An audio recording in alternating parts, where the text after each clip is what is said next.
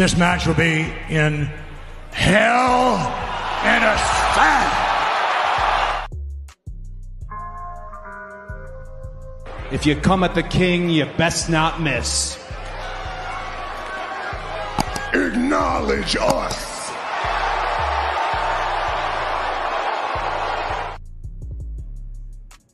Hey, it's the Red Carpet Ring featuring TBK, the Turnbuckle King. We are here at it. Now, I know we're a little bit early. We heading into SummerSlam, but we do have a match that we can never, ever forget about in the history of WWE. We are talking about Hell in a Cell. And we talking about top-ranked Hell in a Cell matches, ranked from many matches. This is the event we all know started at Bad Blood, the debut match of Hell in a Cell. We got such matches of Hell in a Cell we got some at this event here. Now, there are a lot of matches ranked. They're ranked from, it depends on how the ranking goes, guys. It could go from the Shawn Michaels versus Triple H Hell in a Cell match. It can go from the Triple H Undertaker Hell in a Cell match, or even the original, maybe the Mankind versus Undertaker match, or as you see, Triple H versus Batista. So it could be a ranking of anything. These are the top ranked Hell in a Cell matches ranked. We are here live on not just YouTube, X, and Facebook. Let's get the likes so that you come into the ring. Let's get them up, guys. This is a pure content here. This is a good strategically ranked system that I got here at the Red Carpet Ring. No bias, just facts. Let's see who came into the ring before we begin this list here. We got Figure 4 TV, F4 TV for short. Salute to you. We got XL Pro. Salute to you. Appreciate both of you guys coming out. So we're going to go over this list of the top ranked Hell in a Cell matches. And we are talking about the Hell in a Cell match, where I will explain more about Hell in a Cell, what the match is of sort. I'll get to that shortly, and then I'll go rank matches, and I'll break down each match by match, time, event, and the whole story behind it. So stay tuned, get those likes up, to help push this through the algorithm of the best ranked Hell in a Cell matches, because we do have one coming up. We do have, remember, soon we may have the returning Bad Blood coming back to WWE. Who knows? We may get some Hell in a Cell matches at the Bad Blood PLE. That's going to be almost sold out, that I've heard, and it will be in September or October, one of those two. I think it's October, if I'm not mistaken. Matter of fact, it is. Bad Blood's coming up. It will be the first Bad Blood we had in a long time. It will be coming up. It will be actually, yes, it will be in Atlanta, Georgia, October 5th. And if you guys don't know, this will be the anniversary of the first Hell in a Cell match at Bad Blood, 1997. So with Shawn Michaels and Undertaker, the first match. So we're gonna have it October in Atlanta, Georgia, which will be almost sold out. So gotta catch that PLE. Of course, we'll be covered here at the Red Carpet Ring. Excuse me, at the Red Carpet Ring. So, but yeah, let's talk about the Hell in a Cell match. Let's get into that shortly. All right, you guys sit back and enjoy this list, and you guys let me know in the live chat and the playback, what are your top ranked Hell in a Cell matches? How would you rank these Hell in a Cell matches? What are your favorites? All right, let's get into it.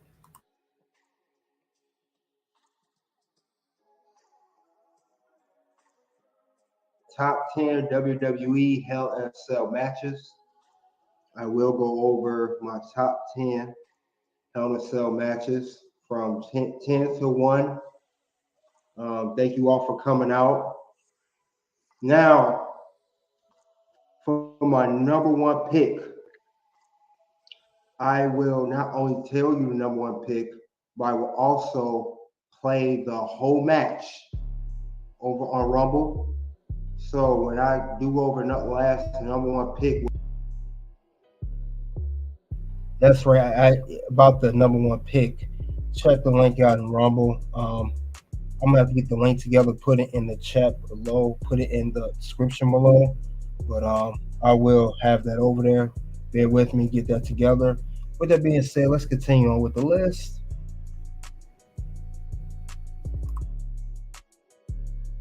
Whatever match that may be, I'm going to discuss it here.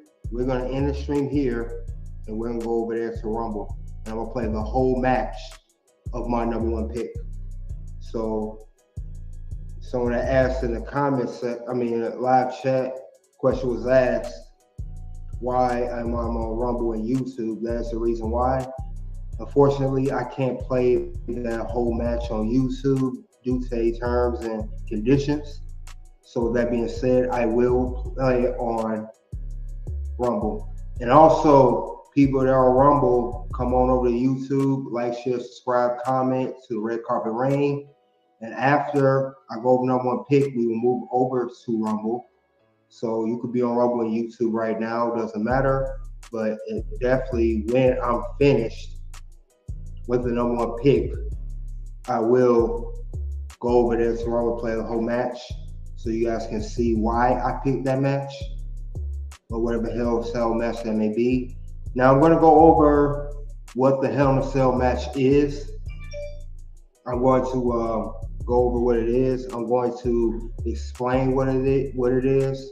And I'm going to give each pick and why I put it in that spot and what I liked about that particular Hell in a Cell match.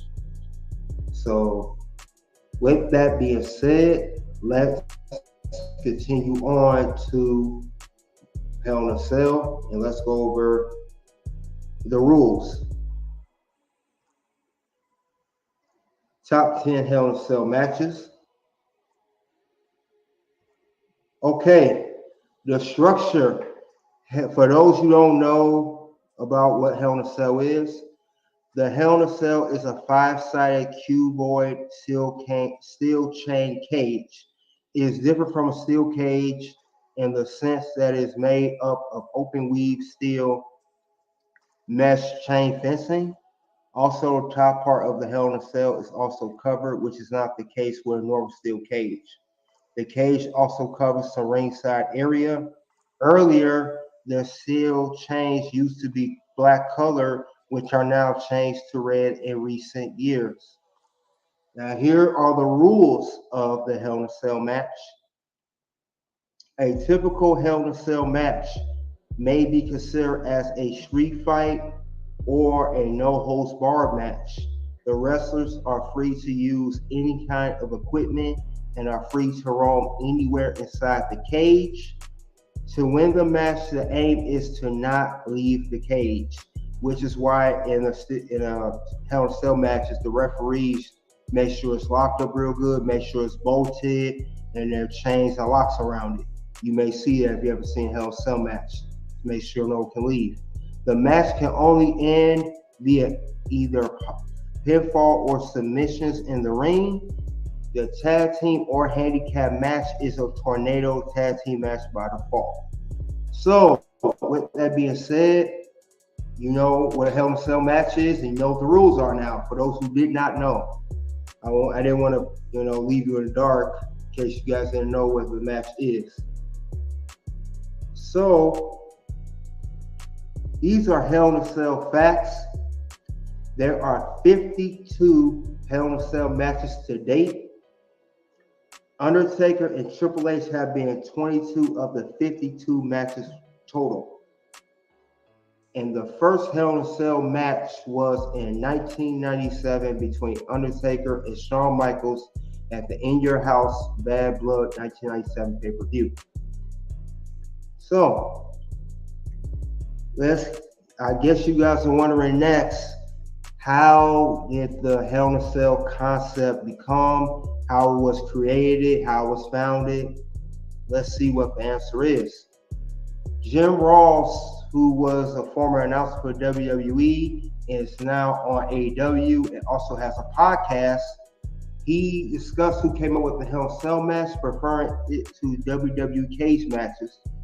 In his article, it says right here, Jim Cornette reportedly came up with the original idea. So for those who don't know, Jim Cornette was a manager of the Rock and Roll Express, or or Midnight Express. I'm sorry. He was on WWE for a short period of time. He was on WCW. He was in AWA, other territories and promotions.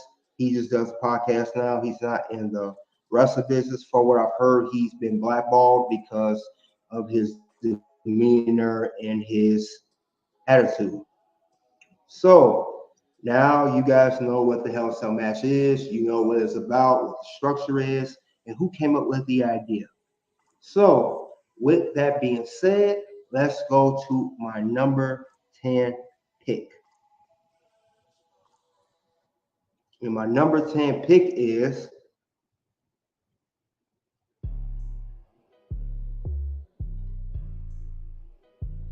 The New Day versus the Usos. It was a Hell in a Cell match for the SmackDown Live Tag Team Championship. This was in 2017. This was the opening match of this event. Now, these guys been feuding for quite some time, and I can say this is like the best tag team match in Hell in a Cell that I've seen before. These teams really brought it to each other. There was a lot of good spots. I liked how they had Xavier Woods. Now the belts are on Kofi and Big E in this pick, but they used the free bird rule, and due to the famous Freebirds, and Kofi did not fight in this match. It was Big E and Xavier Woods. So the Usos, I liked how they tied Xavier Woods up and they hit him with kendo sticks. I even liked how they grabbed Big E. One of the Usos had Big E on his shoulders. Another came from the rope and he did suicide dive onto the cage. And of course, Big E did some good, cool spots too. But this is a great match. I would wish I put it higher, but there are some matches I just cannot deny. That's a little bit better than this one, but this is the best tag team match I've seen. So definitely one of the best matches.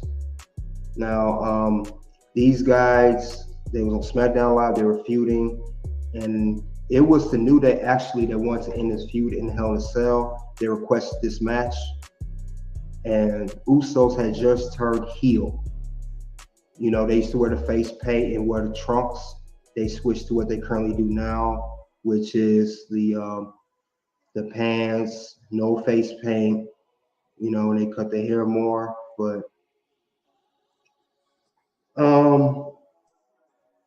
this was a great feud between two great tag teams. One of the best feuds I've seen with tag teams. I mean, we had a lot of great tag team division stuff, but the feud, as far as that goes, New Day and Usos definitely one of the top ones. So definitely. So there's not more to say. I know Usos have before the Usos have the record tag team belts, it was previously the New Day. They had the Raw tag team belts for a long time. And Usos released probably that record last year. But this was a great match. I wasn't watching WWE that much at this time. I did hear about it. I never watch the match, but when I did watch it, I was like, this is great, amazing match. With that being said, I'm going to pass the mic on to Mr. Goodbread, who's a guest here tonight. Salute, guys, and word. KD, man, this was one of those identity matches. It gave Usos their new identity, and part of me, I don't know what's wrong with the avatar picture. I've been trying to do that in the back for the week for hours right now, but yeah, it gave New Day that sense of toughness, because New Day was like that comedy act, but it also solidified New Day as tough.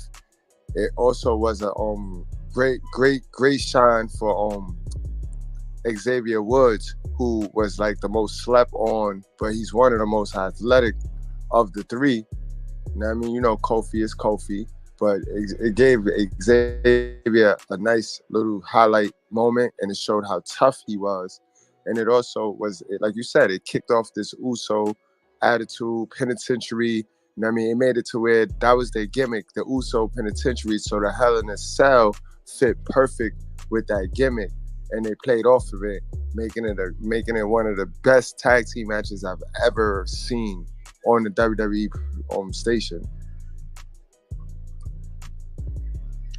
Yes, definitely one of the best. I saw how Xavier Woods was taking the hits with the kendo sticks, and before they pinned him and won the belts, he was fighting, headbutting them and everything. He proved that he could go in the ring, like you said.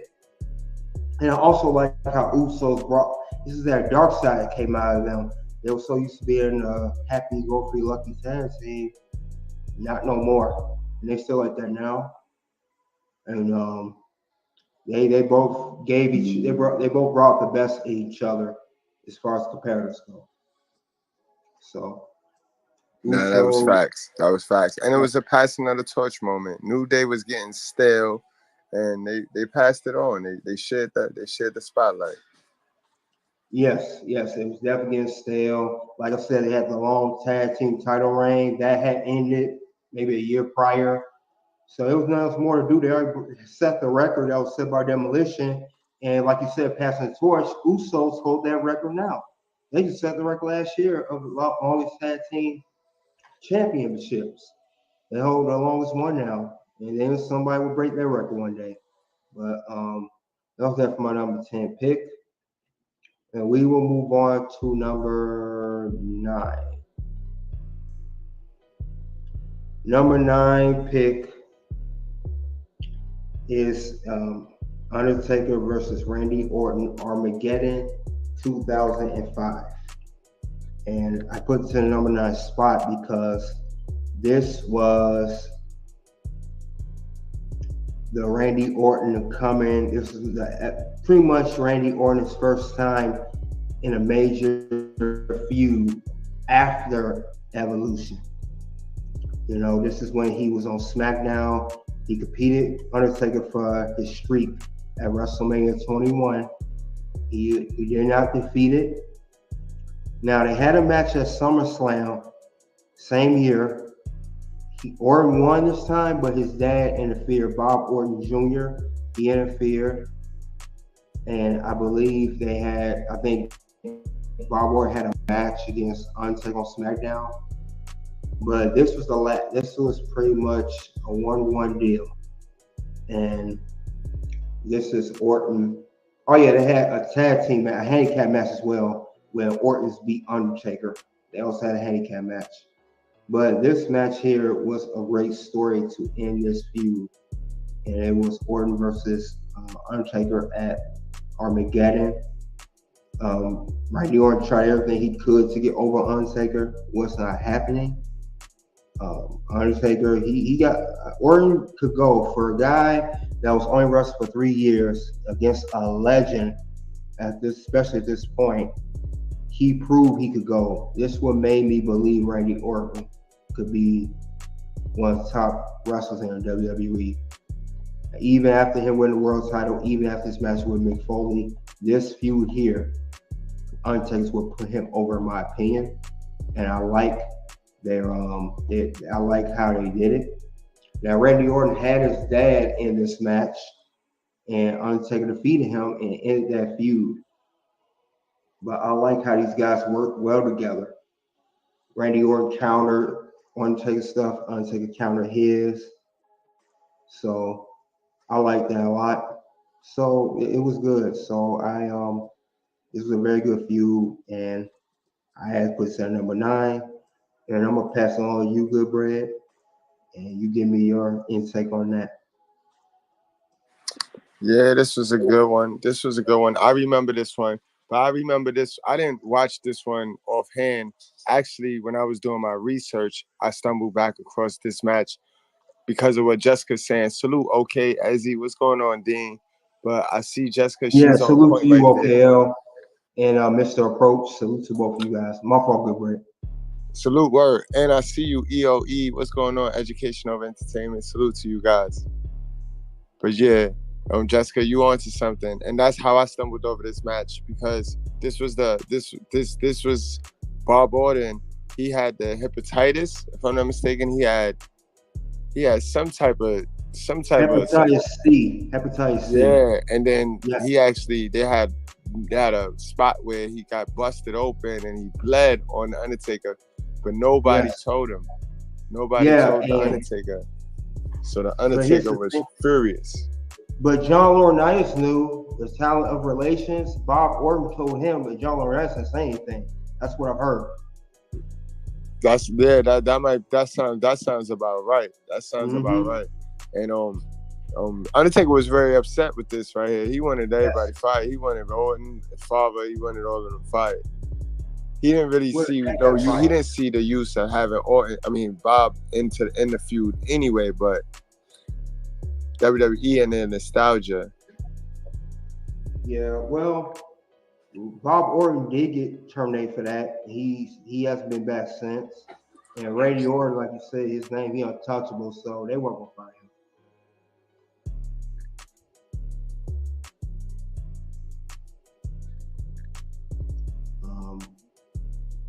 Yeah, so like I said, you're right, this feud does get overlooked due to the whole situation with Bob Orton with the hepatitis C bleeding on Undertaker. And I was like, what? That's correct. Undertaker was furious. Orton was almost gone on her. Randy Orton could have been gone close, but he didn't. As far as his dad. And it was a hepatitis C that he contracted when he was 15 years old. He thought it was gone, but it came back. So that's what I read about Bob Orton, or whatever case may be. But other than that, that was a great feud. And I agree, Bob Orton was not needed. You already saw him at WrestleMania. You already saw him at SummerSlam. You already had a handicap match against Undertaker. Why was he still there at the Hell in a Cell besides Randy Orton? Randy Orton did not need him anymore. So that I do agree. Now, we're going to move on to number 8. Number 8, my pick for this one is going to be Batista versus Triple H. Vengeance 2005. And this is the feud that started at WrestleMania 21 when Batista left Evolution, decided to stay on Raw instead of going SmackDown as Triple H wanted him to, because he previously won the Royal Rumble. He had to choose what world title to go for, and he did not choose. The WWE Championship at SmackDown. He chose the Raw title on Raw, which is the World Heavyweight Championship. And he left Evolution after he heard that Triple H planned to try to get Batista out of Evolution on SmackDown by trying to get him ran down with JBL's limo. It was a fake limo. It had Batista think it was JBL, but it was really Triple H set it up. He overheard Triple H Ric Flair discussing it, and he used it as a ruse so he could try to get Batista not to challenge him, but him to go SmackDown to challenge JBL, who was the WWE champion on SmackDown at the time, instead of challenging Triple H, the world champ. So, with that being said, they had the match at WrestleMania 21. Triple H was defeated by Batista, won the World Heavyweight Championship in the process. And they had a rematch at Backlash, and Triple H also lost that match. And he felt like he deserved another shot at the belt. I know they had a Gold Rush tournament, and he was trying to compete for that, and he did not win that tournament. He got knocked out the first round. But I know he came in and tapped Batista with a sledgehammer. Ric Flair low blow Batista, and he yelled, "I want a Hell in a Cell match." This was the last match between these guys before Batista came back in 2019. And They had their final match.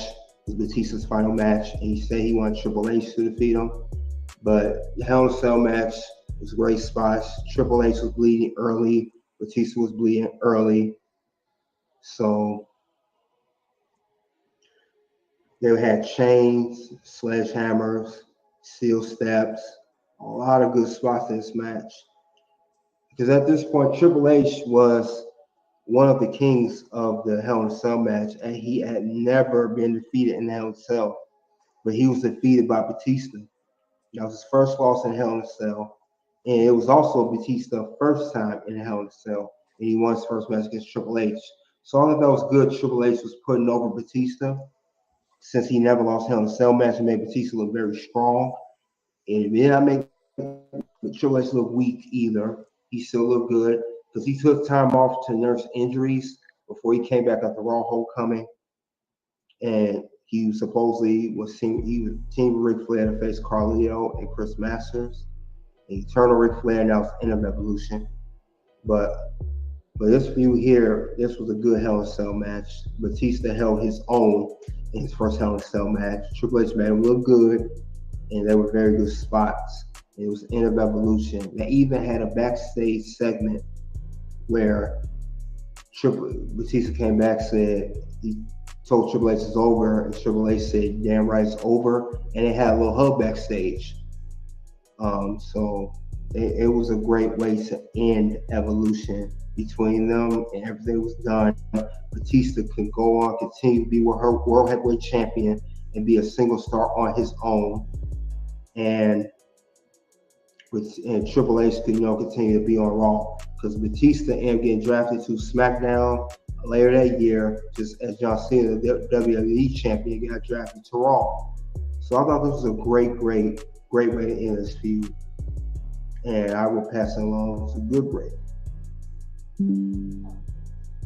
Now, this was what Hell in a Cell was made for, right? Hell in a Cell was made to end the feud, like to put two people that had beef in the cage. Nobody could get in, nobody could run, and just let them go at it. You know what I mean? That's what Hell in a Cell was made for. So this right here really, they capitalized on what it was made for with this feud right here.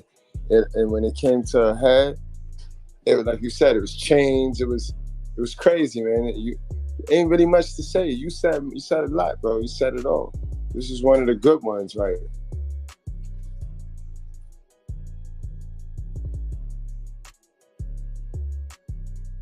Yeah, it was like I said, a very good feud. Not forgotten. And Triple H, like I said, they both held their own in that cage. I even like how Triple H only hit the pedigree once.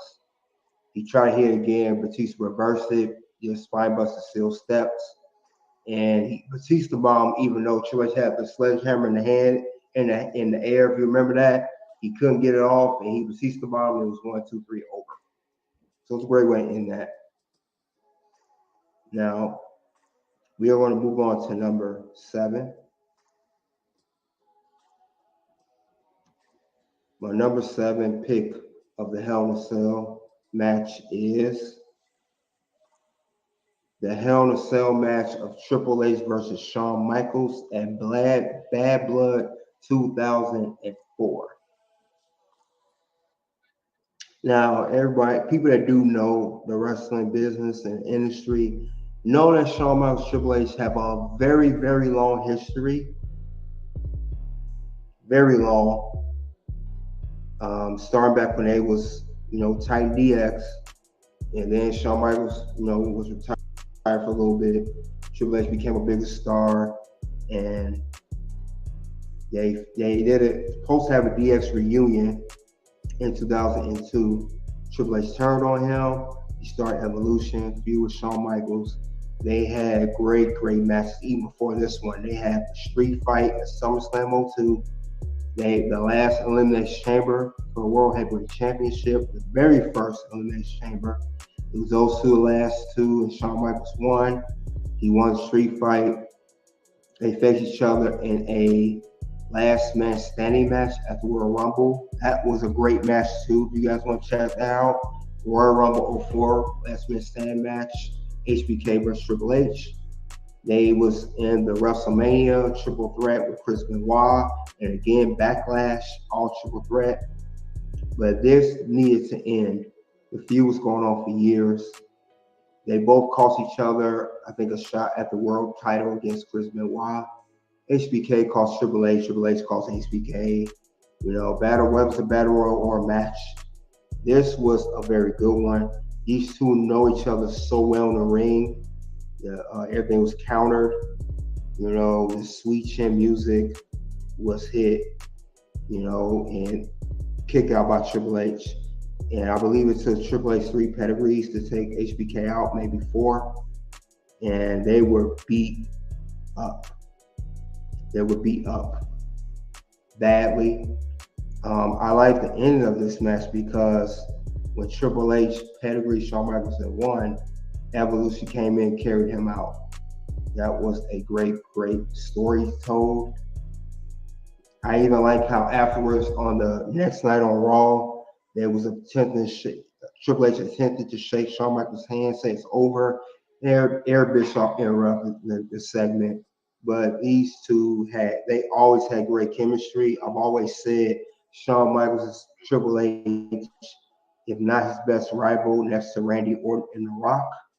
Shawn Michaels definitely, they got so much good chemistry because they're real life friends, but they're real good friend, good rivals and good allies on screen as well. So I like Bad Blood, and it was truly the end is near. That's the tagline they use in that feud. Definitely one of the old school Hell in a Cell and a feud matches.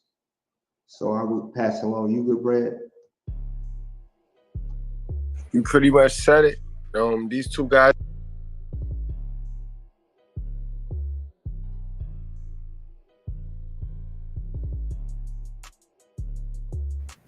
Yeah, this was a classic here, man.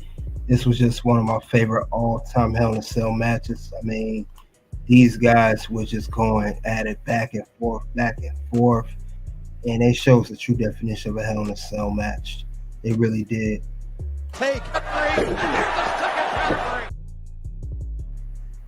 Classic.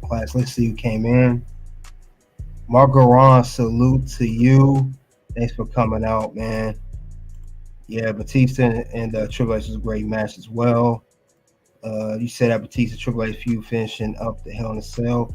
Adventure was a great touch. Batista became a great wrestler with all of that. Yep, Triple H definitely put him over. Yeah, let's talk more about the Triple H Shawn Michaels 2004 Hell in a Cell match, Bad Blood. As the buddies, so I could see them chilling at the bar one night, like, hey, we never toured down in the Hell in the Cell. Let's do it. And that's exactly what they did on this match right here. They toured down. So, I mean, again, I ain't even got to drag it. You summed it up, and this one was a good one right here. This one was a masterpiece though, because you got two friends that know each other very well, and you put them in the cell, they're gonna have a good old time, man. They're gonna have a good old time. Plus, when they both workers, like Shawn Michaels, he always been known for being a good worker when he wants to. And Triple H, he's just a constant professional. Like, you rarely gonna find a bad Triple H match, man. It's like Triple H, he really took pride in the wrestling. He took pride, like Ric Flair. Like, you see, Ric Flair was just like a masterpiece. Like, a lot of people said he was repetitive, but the boy charisma and his grace in the ring was just dope. And you know, Triple H looks up to Ric Flair. He patents himself after Flair and Harley, so it shows. Yes, that's true. Yeah, Shawn Michaels, you did bring out a good point. He puts on good performance when he wants to. And I think one example you may be referring to when he doesn't is SummerSlam 2005 against Hogan, when he oversold the match. I think for guys you don't remember, that's one of the funniest matches I've ever seen. Oh, Shawn Michaels overselling everything because the whole Hogan was supposed to beat HBK. He disagreed. It was basically Egomaniac versus Egomaniac match, I call it. But yeah, definitely a good feud. Now I'm gonna go to my number 6 pick. My number 6 pick, I'm gonna pick for a Hell in a Cell match, will be at No Mercy 2002. Brock Lesnar versus The Undertaker for the WWE Championship. Now, Brock Lesnar. Brock Lesnar, just like Randy Orton earlier, I mentioned, was a new star. And he had just won the championship from The Rock at SummerSlam of that year. So, him and Undertaker had a feud at Unforgiven. It was a no contest. And this is after Brock Lesnar with the draft.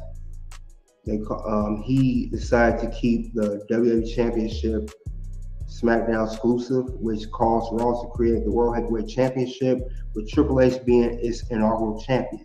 So if you with the Undertaker, he even busted the Undertaker arm up with a propane tank. And that's when the championship was online. It was going to be Hell in a Cell because Undertaker could use anything, they could use anything. And Undertaker did a very good job putting over Brock Lesnar over. He killed it. So they had good spots. It was both blood. Brock Lesnar's bleeding so much. I like the end where Undertaker tried to do a tombstone power driver, and it was reversed to an F5. Brock Lesnar F5 and retained his championship. And that's when he had the championship stand on top of the cage. So that is my take on that one. Also, I see we got a new person in chat, Katrina. Shout out to you. Welcome to Red Carpet Rain. Like the content, like, share, comment, subscribe. Glad you could come on over. And I want to pass it along to Good Bread.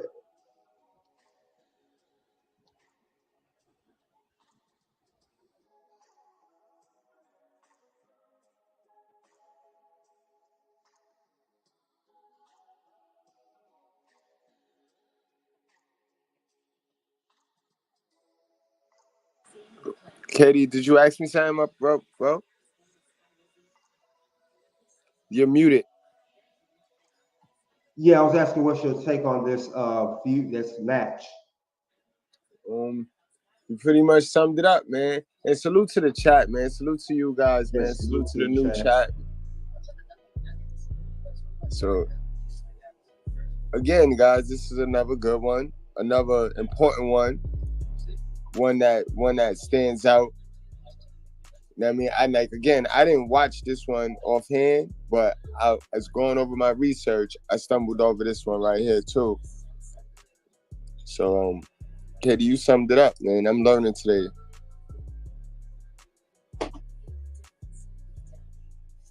Okay, but yeah, this is pretty much Brock Lesnar's come of age match.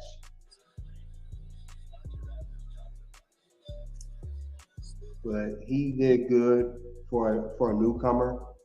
Now I know a lot of people was upset that he abruptly ended up leaving in 2004. Because he wanted to try football out after hard work was put into him with all the investment. But definitely we're gonna that was a good one. I want to move on to number 5.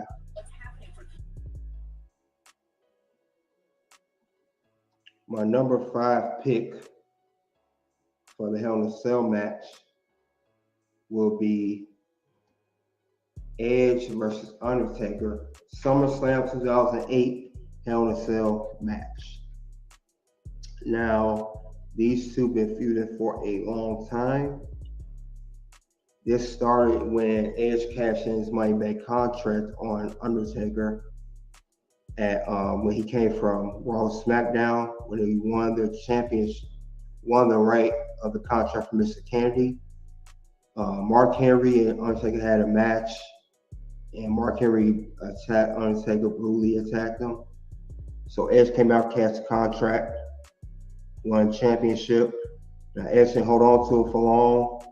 He had to vacate the title due to an injury. It was a pectoral injury. So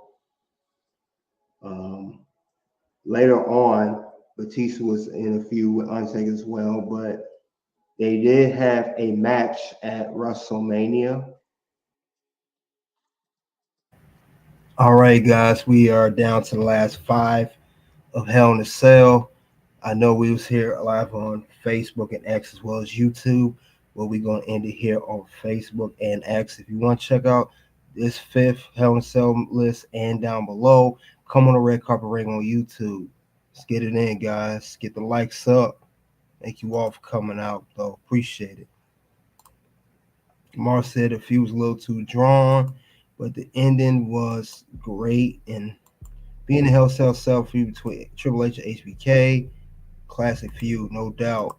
You also say, not gonna lie, I was salty about seeing Undertaker lose to Brock. It was best for him to win. Most definitely. I think after that he went back to being a dead man feud with Vince McMahon briefly. Yeah, he had a little baby face run for a while, and then he went to go right to Vince a little bit after. But you on point though. Let's continue on with this list.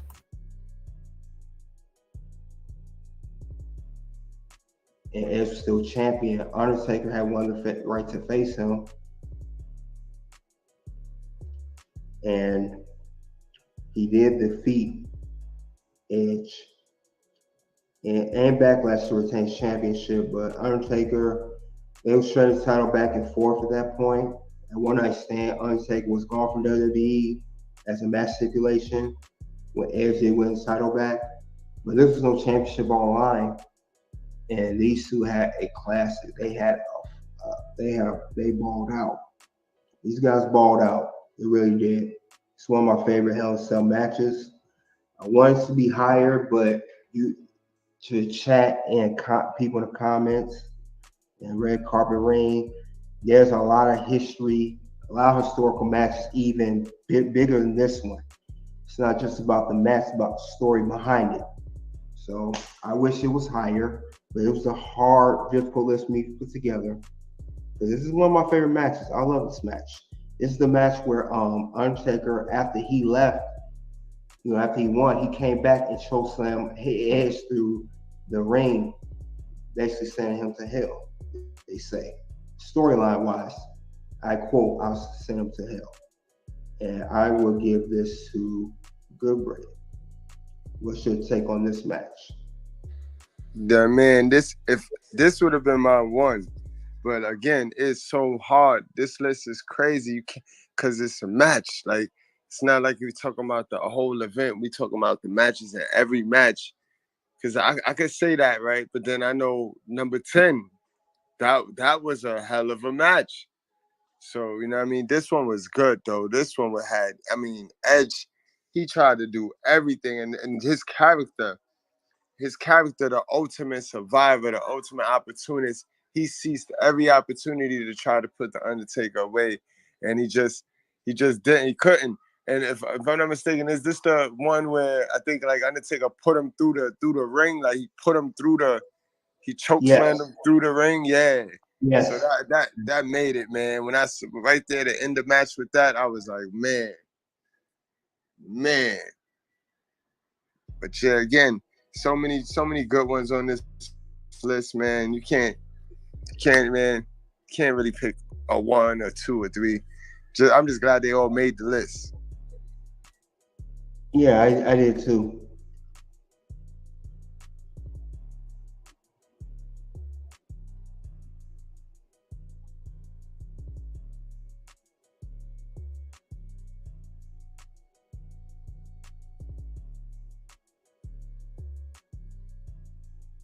Give me 1 second, guys.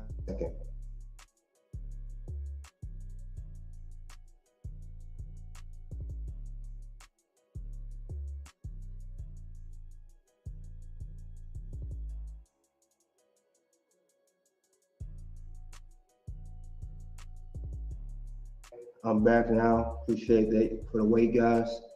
That was number 5 we discussed, which was Edge versus Undertaker, 2008.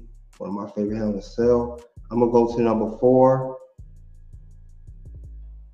and we gotta see who that is. Now, number 4 is the very first Hell in a Cell, Undertaker versus Shawn Michaels at In Your House Bad Blood 1997. Now, this I put this higher list because this was the original Hell in a Cell match. It told a story. Now, Shawn Michaels and Undertaker had a feud back to SummerSlam 1997, where Shawn Michaels was a special guest referee, and Bret Hart was the champion, and he faced Undertaker. Now, when he faced Undertaker, Bret Hart spit on Shawn Michaels. He had a chair. He was trying to hit Bret. He accidentally hit Undertaker, and he had to special guest referee match right so he could face Bret for the championship in the future. Now, he did hit Undertaker by accident, and he still pinned Undertaker's shoulders to the mat, and Bret was able to win the championship. I'm sorry, from Undertaker. Bret was compete for the championship, and Undertaker was the champion. Undertaker was upset that Shawn Michaels cost him the belt, and this led later on to their match at the first ever Hell in a Cell. And Shawn Michaels had DX by his side. They wasn't allowed in the match, and Undertaker went in. Now, this is the match where Shawn Michaels was getting hammered at first, but he later on gets some chair shots to Undertaker. Undertaker had Shawn Michaels on the cage. Shawn Michaels was on the roof of the cage, and he fell halfway through the table. Also, there was spots where he was getting Undertaker chair shots. But the thing is, for you guys that don't know, it wasn't just this match between HBK and Undertaker. This match was the debut of Kane. Kane's first ever appearance in WWE was in this match. And he tombstone Undertaker, and Shawn Michaels covered for the pin 1, 2, 3, and Shawn Michaels won the first ever Hell in a Cell match. And this was a great story because Undertaker and Kane had a story afterwards. So this Hell in a Cell match not only told a story between Shawn Michaels and Undertaker, but also opened up a new story between Kane and Undertaker. Because for those you don't know, Undertaker's original name was Kane the Undertaker. So they made Kane his brother, and it was just Kane. That was Undertaker's original name, Kane the Undertaker. So this told a great story, and it was not bad for a first Hell in a Cell match. So that's why I put this above, other Hell in a Cell matches like Edge and other matches, because it told such a great story between the two. But this is why I put this above, because Hell in a Cell has so much history behind it. For you guys who don't know, like I said, the match been out since 1997, and it's still going on today in 2023. Now, not only men are competing in this match, women are competing in this match for championships or tag teams, like I discussed, the New Day and Usos. So this was the very beginning of it. So I'm going to pass this along to Goodbread. Man, this was the original match right here. Aside from the Kane spot, it was so many spots, man. This is the one where we saw Shawn Michaels fall off the cage and through the announce table.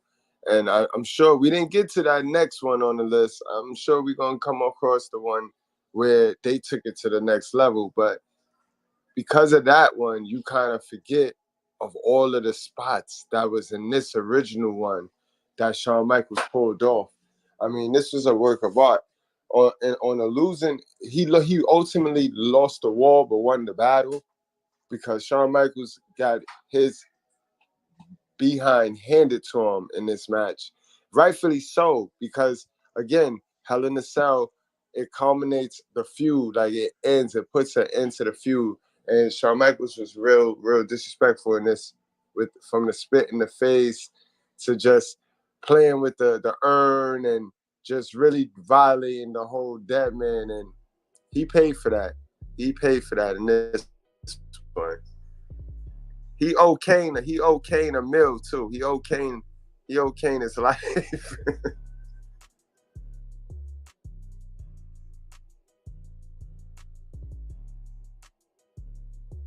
Yeah, correct. Rightfully so, because Kane cost him the match, and Undertaker could have beat Shawn Michaels. Like I said, he was given to Shawn Michaels. Shawn Michaels has a little end, but Shawn Michaels needed that after what he did, like I said before. But this is a great way for a first Hell in a Cell match. Not bad at all. Like I said, it's a lot of story behind this. Now, I'm going to go with my number 3 pick.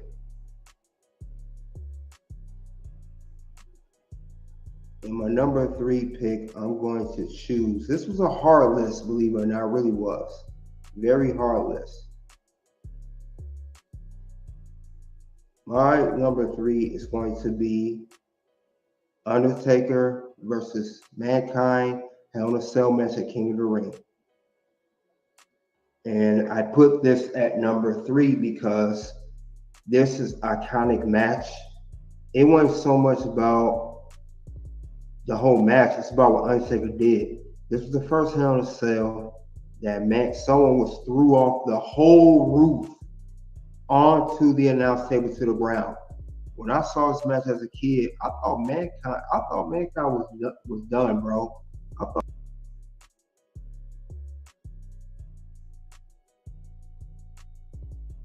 Can that hold? They're gonna. This match will be in Hell in a Cell.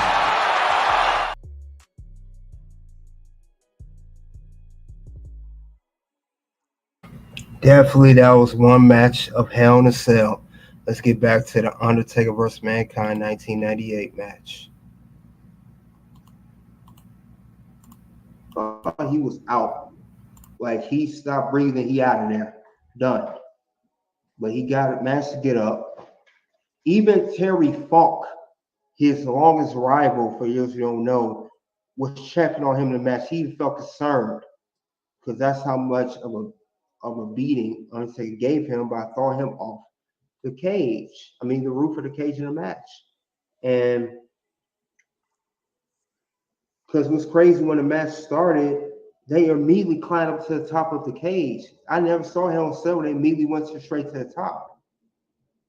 So it's just wild. And then when the paramedics tried to take Mankind away, he went back up there and got chokeslammed through the top of the roof onto the ground. And I mean, Mankind was crazy, man. But he's an ECW original guy. He's an ECW hardcore guy. It's kind of wrestler he is. And he put thumbtacks in the middle of the ring, and he tried to, I think put Undertaker in his little power driver, and he ended up countering it, and he chokeslammed him onto the thumbtacks, and that was a wrap. Match was over. Everyone was checking on Mankind, but it wasn't a long match. It was about him being thrown off the top of the cage and still surviving, still breathing. And then got chokeslammed through the cage and still moving. He even had an iconic smile where he smiled with the blood coming from his mouth, and he had the tooth in his nose. That was crazy. I mean, it was chair shots, steel steps on the Mankind, everything, and this man was still moving. He had resilience, to say the least. But these guys, they always had a good rivalry. But that's what I have regards to Mankind versus Undertaker, Hell in a Cell. And Mr. Goodbread, I would like to hear what you have to say about this. Man, yo, you's fitting to get us. I'm starting to love your list because you be spot on, and it's not predictable. Jessica, I'm with you now, girl. I thought this would have been number one, because this would have been my number one. So now I can't wait to see what number one is going to be. But with this match, you touched on something that was highly important. Yo, when he first originally got thrown off the cage, bro, the first man that came out there was Terry Funk. Now that's significant because the only match I ever seen that was wilder than this match was a death match between Terry Funk and Cactus Jack, which is Mankind, guys. And for Terry Funk to come out there for this to check on Mankind when these dudes was fighting in a barbed wire ring with explosives, that made me quite like, wait a minute, this is not that fake. This can't be fake. And like you said, it was just crazy from start to finish. That match was like, I mean, I played that match back at least thousands of times. Like I played it back thousands of times. I done seen Mankind fall, get thrown off that cage in so many which ways. It's just significant. Even down to this day, while you play your 2K, and you go to that top of that cell, the first thing you're looking to do is to throw somebody off of that cell. And it's just significant, man.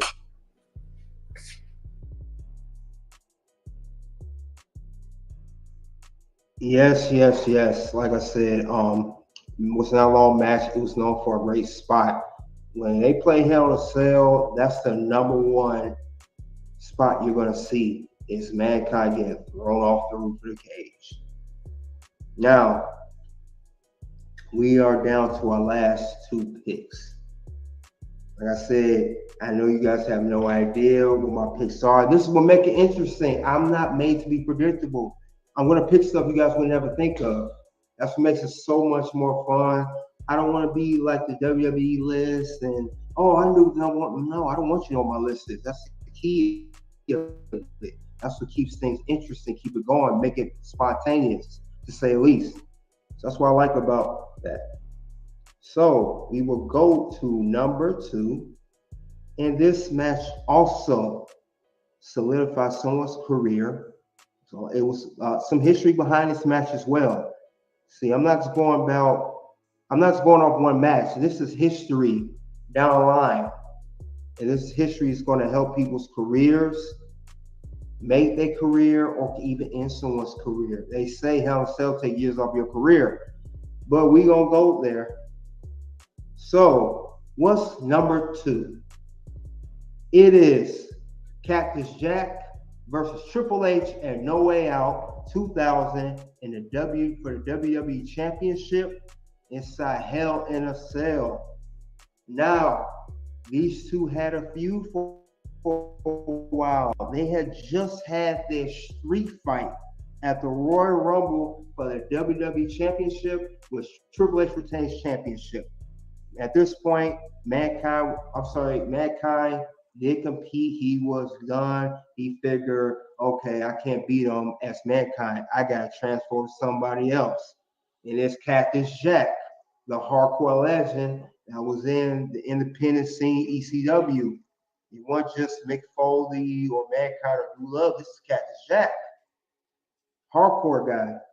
And the stipulation was that if he could not beat Triple H, this is the key here. If he could not defeat Triple H for the WWE Championship, since he was competing for the title again, his career was on the line. His 15-year career at the time was on the line versus the championship. Career versus championship, Hell in a Cell. Because he wanted to go to WrestleMania main event. Mick Foley never done that. But he had to go with Triple H. And man, these guys. Now, as great as that match was, you guys remember this match was great. Great spot, one of the biggest spots besides the Mankind and Undertaker in '98. This was a great spot too, and did help put Triple H on the map as a main eventer. Can that? Oh, they're gonna! Oh my God! For the love! And one thing I did not like about this feud, yes, Cactus Jack did retire due to not winning the match and that win the WWE Championship at No Way Out 2000. But another thing I did not like about this one, even though he's retired, WrestleMania was the following month, and it was a four-way match between Rock, Big Show, Triple H, Mick Foley, all four corners, McMahon in every single corner for the main event. He was retired, then you brought him back for WrestleMania. What was that? I didn't get that at all. And that right there, that's a small little caveat I put it on the list. You just made the list! I just wanted to notate that. But let's get back to this match of the Game versus Cactus Jack, Hell in a Cell 2000. Let's get back to that shortly. Yes, great match number 2. Surprise Cactus Jack Triple H barely gets mentioned. No, they don't never give no credit. Everybody wants to give credit to the Mankind and Undertaker in '98 for that spot. That's great, but I don't think it's number 1. They always give a spot to sometimes they say Edge versus Undertaker number 1 at SummerSlam 2008. Great. I don't think that's number 1 either. That's already been discussed. But we'll see what gets number 1. Let's focus on this number 2 right now, and let's get the likes up, guys. Let's continue. Guys had a blast in this match. Triple H, this is I always say this is Triple H coming of age match. This is where he showed he could go in the main event, he could go with the top dogs. You know, I mentioned Randy Orton, I mentioned Brock Lesnar, but this was Triple H coming out party. And they had a good back and forth. Cactus Jack grabbed the steel barbed wire. He hit Triple H with it. He sent some amounts of blood from Triple H. He did DDT on Triple H. He put him through the cage. Some good spots on the cage. Now, he was trying to, Triple H even ran up to the top of the cage, and Mick Foley tried to go up there, you know, because there was one spot I liked that Stephanie McMahon was stopping Cactus Jack from going up to the cage, you know, and I liked how Mick Foley was, Cactus Jack was still going with Triple H. You know, this was similar to it was like the Undertaker match, but it was a whole match. It wasn't just one spot. You know, but Cactus Jack was giving Triple H. He hit him with the barbed wire, had him bleeding. He did DT on him, steel steps.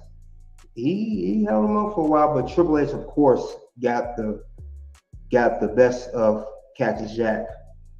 I mean, that spot he did where he tried to do DT on Triple H and he flipped him over, put him through the cage.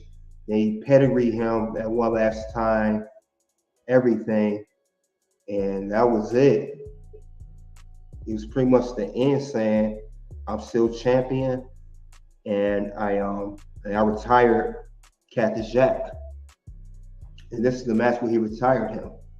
So I thought that was good. You know, this was a very, very good story between these two.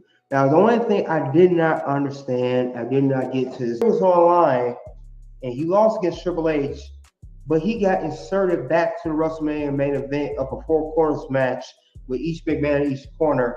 He came back, but he was retired. So I didn't get that. I know they had to do that for WrestleMania. It was sponsors, promotions, etc., etc. But this was a great match. It showed Triple H could go. And it was for a championship versus career. So that's why I put it at number 2. You know, also, I see that we have 112 viewers on Rumble. If you're on Rumble, please come on to YouTube.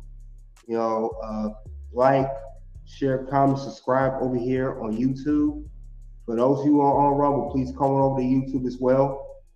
You know, great content here as well. I do have content on Rumble, but I have more content on YouTube that you may want to check out. So people on Rumble, please come on over.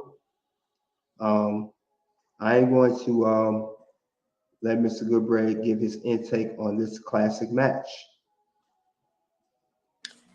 Definitely was a good one. This was a brilliant. Well, I like all of the Hell in the Cells with Cactus Jack. Like, he sold me So any Hell in a Cell he was in, I was glued to my seat. I was already sold. And this was a good one. This is a good one. You know, again, Triple H, he's one of the guys that got a chance to really write.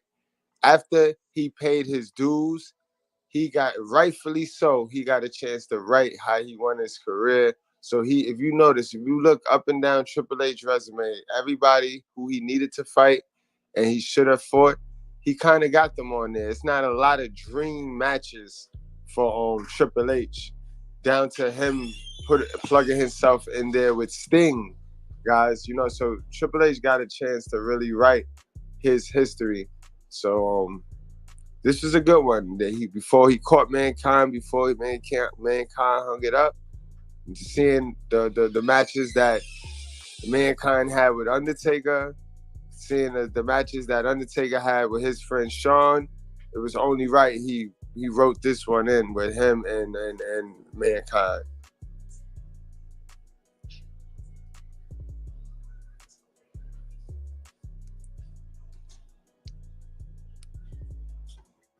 Absolutely. Also, I want to say again, this was also another one of those matches that gave Triple H, it kind of took him from the Hunter and the pizzazz to the brawler. Like, now he can add the brawling to his resume, and you know what I mean, it's good. It was good.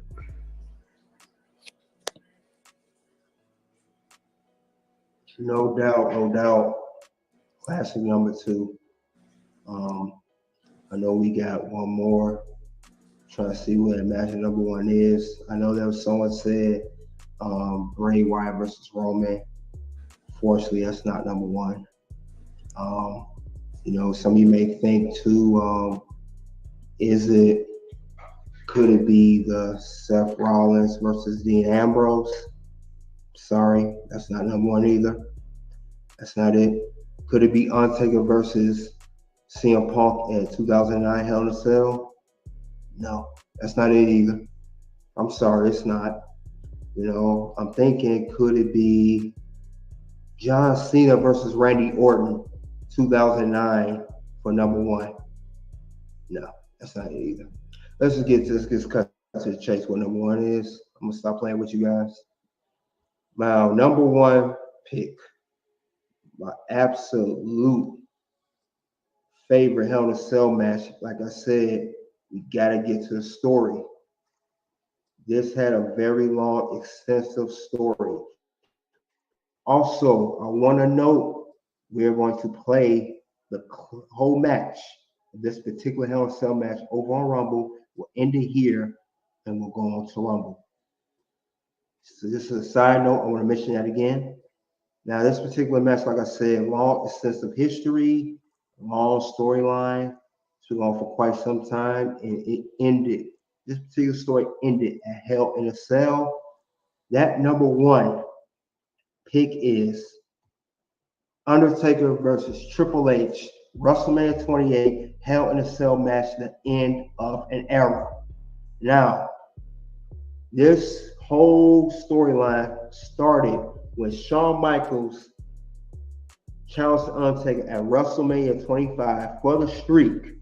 He did not succeed, but he had another shot the following year, WrestleMania 26. This time his career was put online.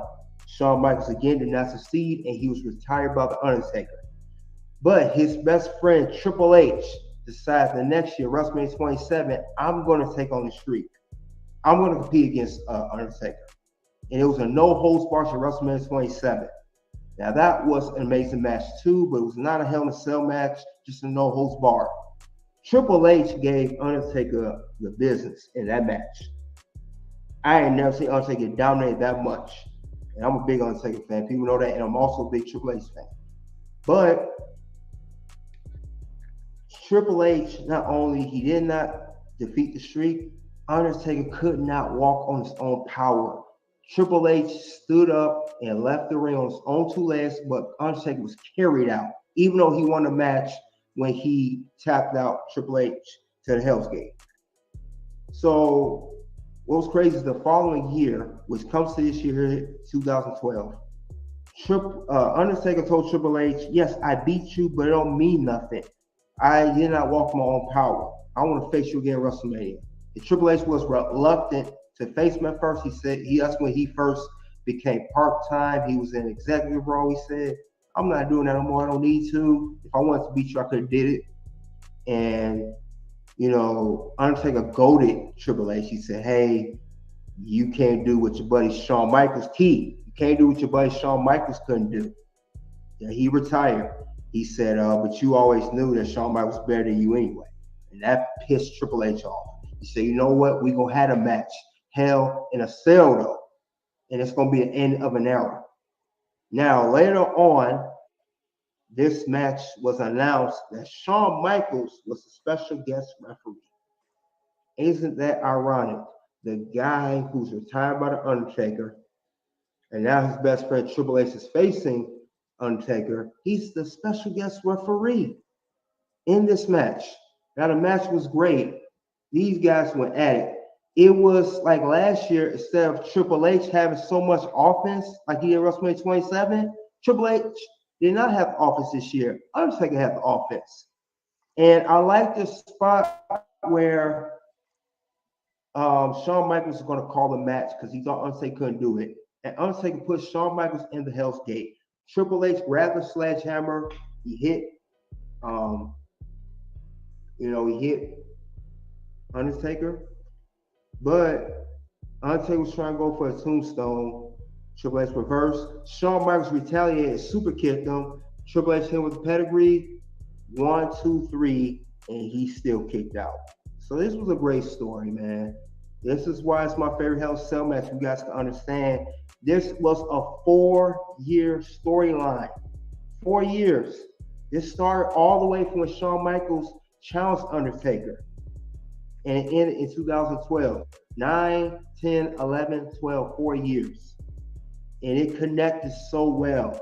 And it ended with the Hell in a Cell match. This is why this is my number one pick. I know you guys may disagree with me, and that's okay. But this is why I picked this, because there's so much history and story behind this. And I'm going to give this to Goodbread and see what your intake on this match is.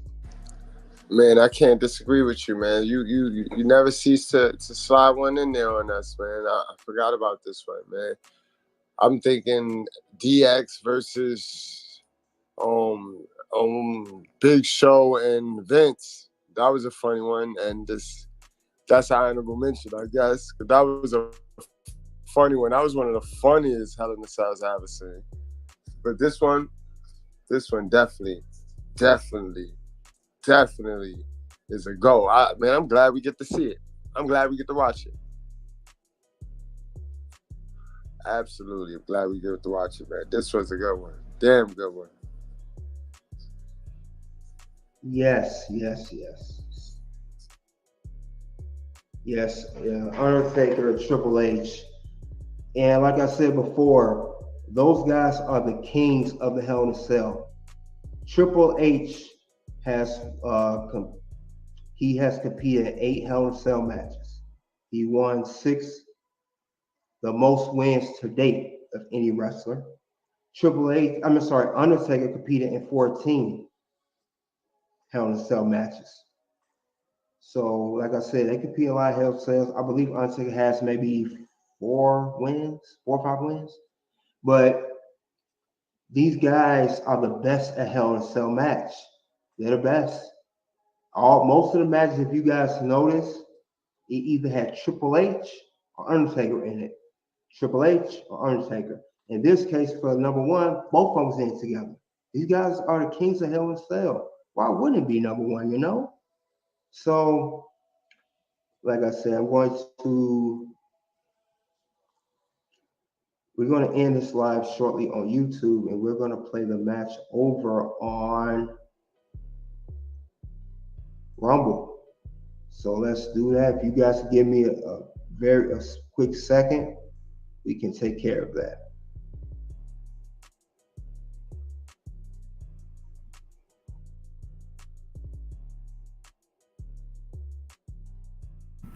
All right. That was the whole list of Hell in a Cell matches top ranked from 10 to 1. And we had those ranked in the best way possible. And I appreciate you guys coming out, checking out the list, going over the list of Hell in a Cell. Once again, get the likes up there. And let me know in the live chat in the comment section below which Hell in a Cell was your favorite out of 10 to 1, or if it's not one of the ones I mentioned on the list. I greatly appreciate it, guys. Soon we got 2 videos pop up for Red Carpet Rain. We got 2 videos of wrestling content. Check that out, of random wrestling content will be covered. But thank you all guys for coming out. Greatly appreciate it. You guys already know what it is. It is OUNT.